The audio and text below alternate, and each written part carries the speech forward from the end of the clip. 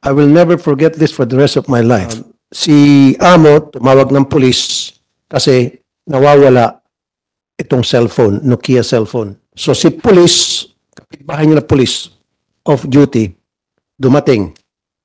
And then, ang ginawa niya, tinawag niya si Kasambay na labandera. Pinaghubad-hubad niya sa loob ng banyo, si Kasambahay. Hinipu-hipuan pa. Wala pong ebidensya. Linantahan ng kung anong klaseng mga aligasyon na pinalabas nila na si Kasambay ang nagnakaw talaga ng cellphone at nakita ng anak na maliit tapos itinapon somewhere at may kumuha ng cellphone na itinapon sa over the bakod, nakulong si Kasambahay. Mataas dapat ang penalty, mataas dapat ang pagkakakulong kung sino mang amo na patunayan na inaabuso niya, binubugbog, sinasaktan, minamaltrato ang isang kasambahay. That is something that we have to make sure na malalagay po sa batas natin, Mr. Chair. Yes, with regard to the qualified theft and theft, medyo napag-aralan ko sa nag-aaral po tayo ng batas ng araw. Kaya po tinawag na qualified theft. Kasi nagtatrabaho sila dun sa mismong amo nila. Kasi complaint theft, yung mga sinasabi niyo pong kriminal, hindi ho sila nagtatrabaho ron sa amo nila. Wala ko silang amo. I understand, Mr. Chair. Pero ang ano ko kasi dyan, explanation ko naman ako, sarili ko. Ginagamit po yan as a form of harassment. Because of that, maraming mga kasambahay na nabubulot po sa kulungan dahil sa napakasimpleng kaso. Kuminsan sila pinaplantahan pa. Ilang kaso na po natanggap ko sa programa ko sa Wanted sa radyo, si Kasambay, hindi naman talaga nagnakaw dahil hindi lang sila magkasundo ni Amo, paplantahan po yung kanyang damit, yung kanyang bag, yung kanyang damit, ang kanyang bag ng mga relo, halimbawa, mga cellphone. Planted lang po yun. Si Kasambay, nakukulong. Dahil si Amo mayaman, edi qualified theft yun. At mataas na parusa. Just imagine na hindi niya kinumit yung crime na yun at pinarusahan siya ng qualified theft. Di ba? I understand. Maraming ganun insidente, Mr. Chair. Si Amo at si Kasambay hindi nagkakasundo. O si Amo, sinaktan niya si Kasambay at si Kasambay magsusumbong na sa pulis dahil sa pananakit. Sasabihin ni Amo, pag nagsumbong ka, kakasuhan kita. And then si Kasambay gusto pa rin talaga magsampa ng kaso, unahan ni Amo, paplantahan niya yung cellphone yung kanyang bag. So tapos magpapatawag ng pulis si Kasambay, ay si Amo, si Kasambay, kulong na, nauna pa. May mga pasa na si Kasambay, siya pa ang nakulong dahil dun sa qualified theft na yan. Yun. Nagagamit po yung kasong qualified theft against sa napakarami natin mga kasambahay. Yun po palaging ginagamit na armas, ammunition ng mga mapang-abusong amo na gusto maisahan si Kasambahay. And then, it has also to be proven that ninako ni Kasambahay na inintrust sa kanya. Siguro that's another factor na para matawag talagang qualified theft. Halimbawa, sinabi Kasambay o Kasambahay, itong cellphone ito, I entrust it to you upon you to make sure na hindi mawawala ito, na alagaan mo to. Paano kung hindi in-entrust Kasambahay yan? Meron ko isang kaso, nawawala yung cellphone ng anak ni Amo. Cellphone ng anak ni Amo. So ngayon, ang nangyari, naging qualified theft. Ikinuha sa Kasambahay. Malaman-laman lang later on na yung cellphone pala nung nawawala ng anak ng Amo na misplaced lang nandun sa ilalim ng kama. Yung Kasambahay, qualified theft ang kinaso sa kanya. Yun po palagi ang ginagamit ng armas ng mga mapang-abusong amo na gusto mangharas ng kanilang kasambahay. So for me, it has to be changed. We will take note of your opinion and your inputs, Senator Rafi. In due time, maybe we can amend Siguro, some of the Mr. Chair. provisions. Kasi walang pinagkaiba yan. Of the Paano po yung mga ibang talagang magnanakaw? Talagang sinadya nila magnakaw. At talamak na magnanakaw. Test lang pwedeng ipaso sa kanila. Samantalang si Kasambahay, kailangan qualified. Ganun ba natin turingin yung palibasa yung maliit na tao? pitik-pitikin na lang natin at gamitin natin ng kaso. I'm not referring to the laws that Yeah, you guys passed, Mr. Chair. I think it's about time that we have to revisit the law para maging patas naman sa ating mga pobreng kasambahay na sila po ang naninibigan sa atin, day in and day out nandiyan sila para sa atin, magkasakit tayo, sila nagluluto sa atin, namamalengke, naglinis ng bahay. So dapat mabigyan sila ng fair treatment kapalit ng kanilang napakagandang serbisyo sa mga pamamahay natin. Salamat po, Mr. Chair. Thank you, Senator Rafi. PNP, meron na ba nag-violate ng batas kasambahay? Meron ba kayong mga datos na pwedeng ipresenta sa amin? Yes, Mr. Chair, Your Honor, meron kaming data na for presentation po later. Pero Audio? ano to, sir, yung Video? mga Video presentation? PowerPoint presentation lang po, sir. Ito yung, sir, yung mga violations on yung RA 10361 lang, sir. Pero yung record na against kasambahay, wala po kaming data nun, sir. Minutes is your PowerPoint. 3 to 4 minutes, sir. Only. Yes, sir. Baka nagugutom na kayo. Sige. Please present it right now. Ready na? Presentation? Nasa, na, sir.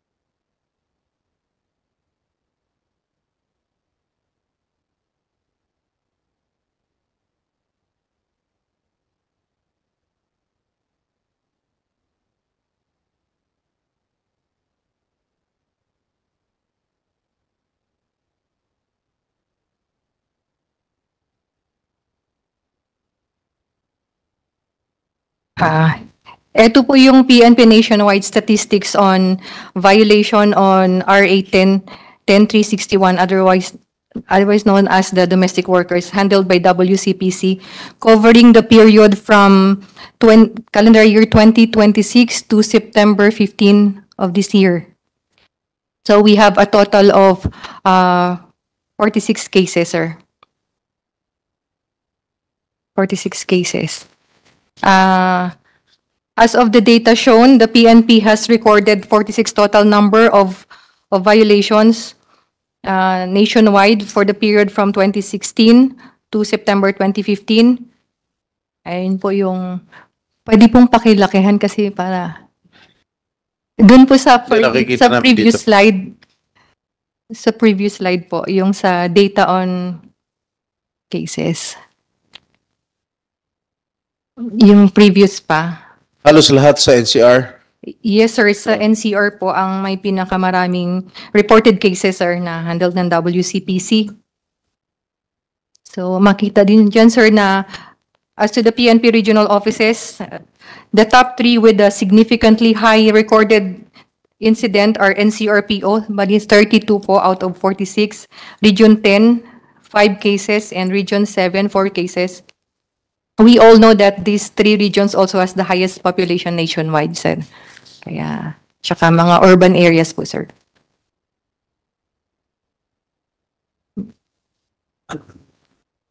So ba yun? NCRPO. Cases ng kasambahay. Usually sa Metro Manila. As to the status of the victims, we have recorded 32 unharmed sa reported cases, sir. 10 injured. 10 Yung sa mga injured, anong klaseng injuries? Physical, of course, physical injuries. Kasama na ba ito yung Sir, yung kay Ma'am LV, sir, kasi hindi siya reported sa PNP, so hindi siya recorded sa SIRAS namin, sir, kasi nag-report siya sa NBI. Mr. Chair, makasingit. So, Colonel, itong record ninyo ay base doon sa pag-report ng kasambahay sa PNP. So, may mga kasambahay din kasi na nagre-report lang sa barangay at hindi na nakarating sa PNP. So, hindi included dito. Sir, hindi po included kasi ano yun po, yung lupon ng tagapamayapa muna sila, sir. Pero dapat kasama rin yan. Isama mo rin sila dahil victim din sila. Violence, victim sila ng pangkakarahasan ng kanilang amo. Dapat magtanong din kayo sa mga barangay. Mr. Chair, Your Honor, sir, ang kinikater lang namin yung lumalapit lang po sa stations namin. Okay. Pero kung pag-uusapan natin yung data tungkol sa pang-abuso at rescue ng barangay, siguro magkakaroon kayo ng hiwalayang data pero sabihin nyo, ito yung mga nag-report sa amin, ito yung mga hindi nag-report. Para magkaroon lang kayo ng data. Para makita natin the big picture tungkol doon sa mga pang-abuso against sa mga kasambahay natin. Na baka mamaya meron doon sa barangay na gusto ng kasambahay na ipuso at sampahan ng kaso si pulis na nandun kayo at nagipag-usap sa kanila, lalakas ang loob nila, sige, puso ko yan, hindi naman ako, pinilit lang ako ni Kagawad o ni Chairman makipag-ayos. Kasi kaibigan ni Chairman si Amo, ako yung kasambahay lamang. O pwedeng, because nakialam kayo at nakiusap kayo doon sa barangay, magbagong isip ni kasambahay, magsasampa pa ng kaso laban doon sa sobrang abusadong Amo. Kasi there are so many instances, Mr. Chair, pagdating sa barangay, kuminsan, hindi naman lahat ng barangay, pinapanigan ni barangay chairman si Amo. Remember nung last hearing natin dito? Pinapanigan ng mga taga-barangay si Amo kasi si Amo meron silang pakinabang. Meron silang benepisyo. Kasambay, wala. Kaya palaging dihado si kasambahay. So dapat magkaroon din kayo ng data. We will do yeah. that, Mr. Chair, Siguro- Your Honor. Colonel, mas maliit itong mga datos niyo. Kasi kung kukunin yung mga datos ng mga nagreklamo sa barangay, mga nagreklamo sa NBI, mas tataas itong kaso. Mga violators ng Yes, sir. batas kasambahay. Magkakaroon lang po kami ng data nito, sir, kung meron kaming coordination sa barangay. Pero hindi po yun parang included dun sa SIRAS namin sa record ng PNP kasi itong SIRAS namin, ito yung e-blatter. So pag hindi nagpa-blatter dun sa amin, hindi po siya recorded dun sa nationwide data ng PNP po. And that's the reason why you have to go to the barangay. Magkaroon po kayo ng coordination, makikipag-usap kayo sa mga taga ng barangay para malaman nila na there's such a thing na kayo pala ay Sa barangay po, data. meron po tayo, Mr. Chair, ng yung women's desk na manned by the barangay officials and the DSWD. Kaya ngayon sinasabi ko po, Colonel, may mga kasambahay na pinipilit na lang ni barangay chairman o nila Kagawad na makipag-ayos sa amo na against her will, napipilitan na lang. Na gusto niya magsampa ng kaso doon sa amo, pero pinipilit na makipag-areglo. So doon sana kayo papasok, pag-coordinate kayo sa mga barangay, pag meron doon ng mga kasambahay na hindi naman maayos pala ang naging takbo ng proceeding, na pwede pa siyang umakyat sa PNP para i-demanda yung amo mo pang abuso. Mr. Chair, Your Honor, if may proceed to my presentation, meron, even dito sa 46 cases na reported sa PNP, marami po din yan nag-settle, nag-amicable settlement na rin sila, sir. Kaya pag sa barangay level po, pag lahat ng kaso sa barangay, hahawakan namin lahat. Record purposes lamang Yes, sir, we will do that, sir. para sa record na para pag nag-report kayo ulit sabihin niyo ito, kunyari 100 ang nireport sa amin, Yes, sir. pero kung tutuusin, meron pang Barangay. another 100 sa barangay. Yes, sir. From- All in all, 200 ang mga Yes. kasambahay na naabuso o ni-rescue. Para isa lang tatawagan kasi Yes, sir. tatawag sa barangay, tatawag sa pulis, tatawag sa NBI. Dapat isa ng record, isa lang pwedeng tawagan na doon sa tatawagang ensyang yun, alam niya na lahat yung record tungkol sa mga pobreng kasambahay natin. Yes, sir, we will do that, sir. So we will be presenting data from the SIRAS of the PNP and the reported cases reported in the VAUSI of 42,000 barangay nationwide, sir. Ito pa, Mr. Chair, mayad ko, bago ko makalimutan. Balik tayo po dun sa qualified theft. Pag si kasambahay, nagnakaw ng cellphone, halimbawa ni amo, qualified theft. Pero qualified theft and then police kulong. Samantalang pag si amo, nagnakaw sa sweldo ni kasambahay, meaning hindi niya binigay yung sweldo ni kasambahay, which is pag nanakaw na para sa akin, hindi qualified theft yun at hanggang dole lang. Nakita niyo po yung disparity? Pag si kasambahay, nagnakaw ng cellphone, kulong ka, qualified theft yan, taas ng kaso mo. Pero pag si amo, nagnakaw ng cellphone ni kasambahay, ay nagnakaw ng sweldo sa kasambahay, hanggang dole lang siya. At hindi siya makukulong. Ibalik mo yung pera ni kasambahay na ninakaw mo, okay na kayo, paluin na yung kamay mo. Doon nakikita ko yung hindi patas sa batas. Yun lang. You may continue. Thank you. Before that, Bago I'd like to makalimutan. acknowledge the presence of Senator Bato de la Rosa. Good morning, sir. Before you proceed, Colonel Schmidt, sir. Smith. Yes, sir. How'd you pronounce it? Schmidt, sir. Shit, ano? Schmidt. Schmidt mo. Smith. Smith. Yes, sir. Baros na lang, sir. Hindi, ano lang, Maricel na lang. Ano? Maricel, Maricel. sir. Yes, sir. Dun sa, remember, yung kasambahay, it comprises not only of yung mga yayas natin, Sir. kasama dyan yung mga cook, Cook, labandera, sir. labandera, hardinero, Housekeeper. okay, mga housekeeper, Yes, sir. okay, except yung mga drivers. Am I correct? Yes, Hindi, ako yung nag-ano ng batas nito, kaya alam ko. Yes, sir. Ilan dun sa mga nabiktima, yung mga nag-violate, involves yung mga yayas, mga cooks? Do you have any figures? Sir, as of now, we don't have the data, sir. Wala kayong ano?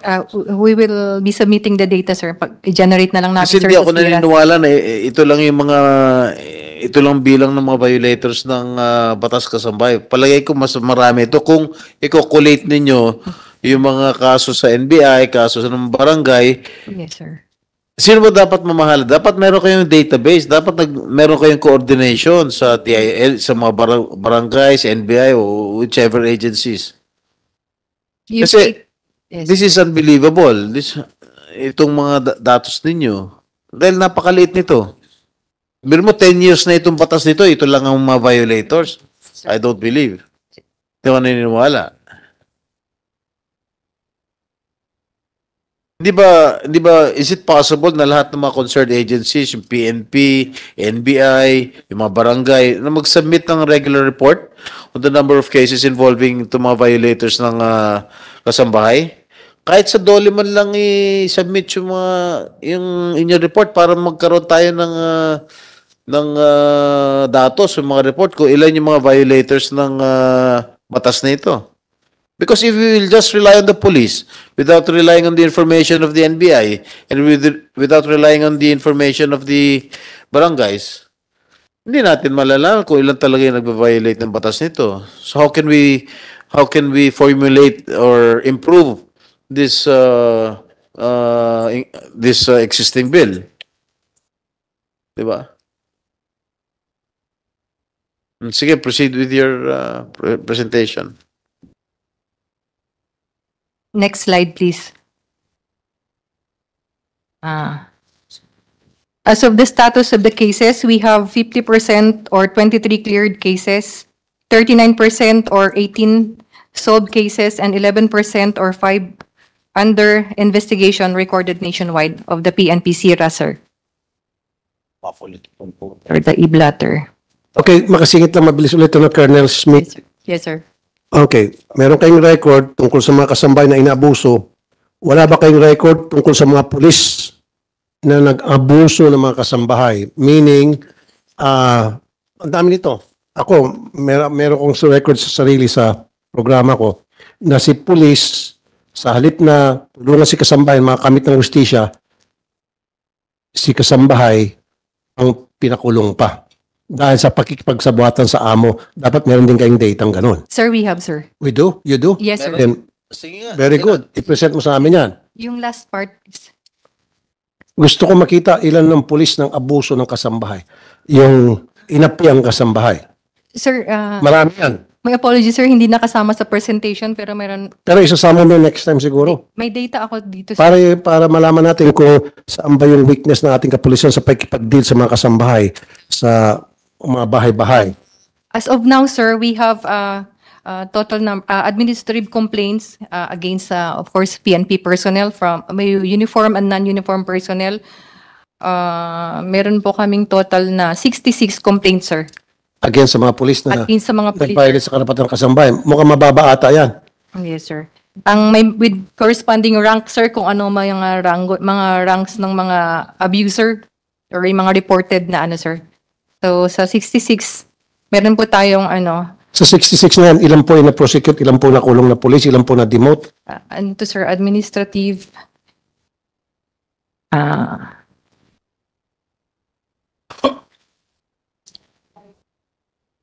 Nasa ano pa lang, sir, nasa under evaluation. Under evaluation, heck no. Hindi dapat. Ilang taon na yung kaso ngayon hanggang under Meron, evaluation. No, ang gusto ko marinig, out of that 66 na kinasuhan dahil nilabag ang karapatang pantao ng kasambahay, dapat meron man lang pinakamababang na-demote. Mas masarap pakinggan kung nakulong. Kung wala, sabi mo under observation, then it's not working. Yung estilo nyo yan na to go after policeman na nang-abuso or nagbabiolate ng karapatan ng mga kasambahay. Yes, Mr. Chair, Your Honor. Then I need to Wala. get the list of those 66. Nasaan yung kaso yun? Kailan pinal yung kaso yun? At nasaan na? I need a list of those. Sir, we will submitting to your officer here. Thank you, Colonel. Ano yung mga nature ng pang-abuso nito? Physical injury? Verbal abuse? Hindi kasi, sir, I'll set you an example, Mr. Chair. I will never forget this for the rest of my life. Itong kasong ito. Many, many years ago, sa DZXL, si Amo tumawag ng pulis kasi nawawala itong cellphone, Nokia cellphone ni kasambahay. Yung sinabi ko na kanina. So si pulis, kapitbahay niya na pulis of duty, dumating. And then, ang ginawa niya, tinawag niya si kasambay na labandera. Pinaghubad-hubad niya sa loob ng banyo si kasambahay. Hinipu-hipuan pa. Pagkatapos, paghubad-hubarin, ipu-ipuan, kinulong pa si kasambahay. Linantahan. Wala pong ebidensya. Linantahan ng kung anong klaseng mga aligasyon na pinalabas nila na si kasambay ang nagnakaw talaga ng cellphone at nakita ng anak na maliit tapos itinapon somewhere at may kumuha ng cellphone na itinapon sa over the bakod, nakulong si kasambahay. Kinulong ni pulis. Yun ang isang kabalastugan na ginawa ng isang pulis laban sa isang kasambahay. Kaya ang sinasabi ko kanina, noon, wala nang pulis pupunta sa bahay ni Amo dahil sa reklamo ni Amo tungkol sa kanyang kasambahay, kung ano man yung reklamo na yun, nang walang kasamang taga-barangay. Hindi na pwede yun. Kasi si pulis, madali niyang mamaniobra at matwist yung reklamo, diba? Laban sa kasambahay in favor of the complaining Amo. yes, So, yes, sir. again, balik tayo dun, Madam, ha? Yung tanong ni Mr. Chair, anong mga kaso ito? At very interested talaga ako, ano na nangyari sa kaso? Meron na bang na-demote? Meron na bang nakulong? Sa nadala ko ngayon, sir, meron na dato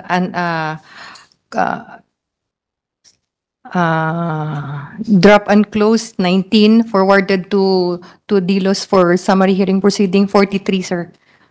Drop, ibig sabihin ng drop and close, dinap na ni kasambay yung kaso. Na-drop and ano sir yung case filed sir ng kasambahay. Na-drop na. Yes, sir. What do you mean? Na-drop na. Si kasambay ang umatas, hindi niya pinapatuloy. Hindi, baka nag-ano na sir, nag-areglo na sir. Okay. Tapos ngayon itong 43 sir, for summary hearing proceedings para ma-determine kung ano yung Okay. penalty. Pero yung mga kasong yun, gaano na katagal na hawak po ninyo na inireklamo? Ilang taon na, ilang buwan, ilang dekada, ma'am? Ito sir yung 2016 hanggang 2016, current present sir. 17, 18, 19, 21, 2, 3. 7 years na, summary proceedings pa rin. Kasi kasambahay. Pero kung yan ay mayaman na tao, ang nag-file against sa police, baka si police nasa Muntinlupa na. Pero dahil kasambahay ng kaso, summary proceedings pa rin kahit 7 years na.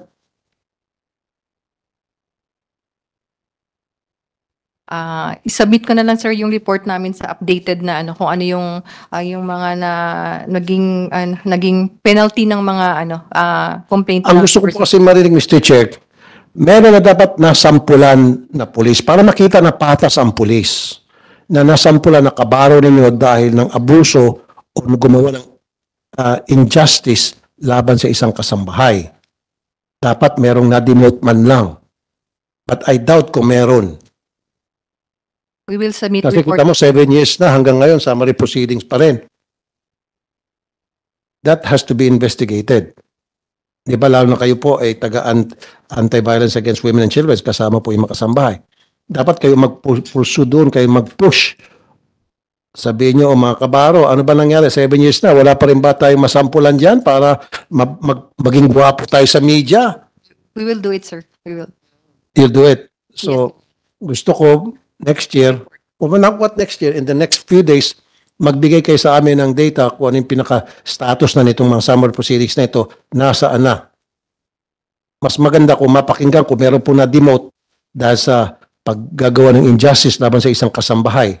Kasi dito makikita natin na patas ang batas, patas ang PNP. Kasi sabi ko kanina, ulitin ko for the second time, pero kung ang nagreklamo dyan ay mayaman na tao laban sa pang-abuso ng isang pulis o injustice na ginawa ng isang pulis sa isang mayaman tao, sigurado ako wala pa 1 taon demoted o sibak at kulong pa si pulis. Dahil kasambahay, 7 years, 10 years pa siguro, hanggang sa madrop. You follow me po, Ma'am Colonel? I-review namin to yung mga cases na ito, sir. Thank you, Colonel Maricel. Mr. Chair, salamat po.